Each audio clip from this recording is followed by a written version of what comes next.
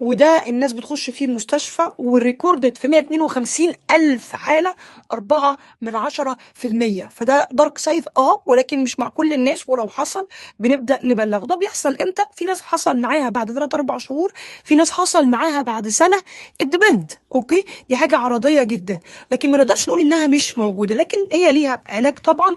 وفي ناس الناس برضو عايزه اقول حاجه، بس الناس اللي تتعرض لده الناس اللي ممكن تبدا باوفر دوز قويه، لا احنا لازم ناخد دوز صغيره، ما ينفعش نجود. ما ينفعش مثلا اقول انا حاسس ان الربع ده قليل فانا هاخد نص، لا مش حاجه اسمها كده. احنا بناخد الجرعه اللي تناسبنا في حالتنا بالفتره اللي احنا هنتعالج عليها. يعني نيجي نقول هنتعالج مثلا شهر 2-3، وبعدها يبتدي نقول الجرعه قد كذا، وهنعليها بالتدريج. مش كل الناس لازم تعلي كل الفتره، ومش كل الناس لازم تثبت.